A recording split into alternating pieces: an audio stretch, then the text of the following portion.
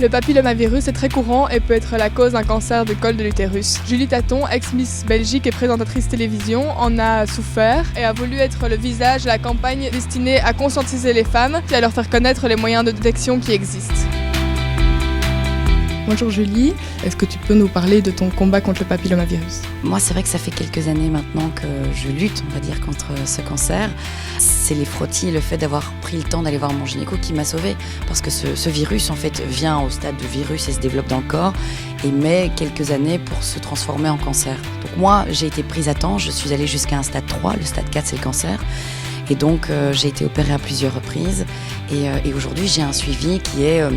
de régulièrement aller chez mon gynéco, voir si mon col se porte bien. Et c'est vrai que quand on m'a proposé cette campagne, je me suis dit, c'est le moment de faire passer un message de sensibilisation pour que toutes les femmes pensent à elles, prennent du temps pour elles, les femmes méritent mieux. Quels sont les autres symptômes de ce virus, outre donc le risque d'un cancer du col de l'utérus ? Il n'y a pas vraiment de symptômes, c'est-à-dire que moi, pour parler de mon cas, parce que ça c'est mon cas, je ne peux pas me prononcer par rapport à d'autres, mais moi en tout cas, si on a découvert le papilloma, c'est parce que j'avais plus été chez le gynéco depuis un petit temps, je pense que ça faisait 2-3 ans que j'avais plus de rendez-vous parce que la vie fait que t'as pas de symptômes, t'as pas de problème, donc tu penses pas spécialement à consulter. On est un petit peu dans cette dynamique-là dans notre société, donc t'es pas malade, tu vas pas voir le médecin.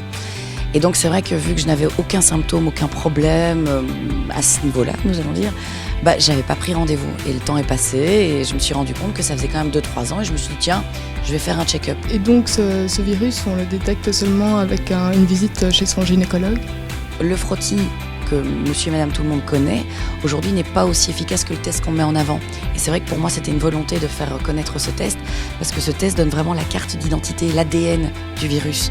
Et donc c'est une avancée génialissime, parce que ça veut dire qu'on n'est plus dans un frottis basique où on voit que ça réagit, mais sans savoir exactement à quel stade on est, et c'est quand on fait une biopsie ou quand on opère qu'on se rend compte de l'importance de la lésion. De nouveau, je suis pas médecin, c'est ce que j'ai plus ou moins compris.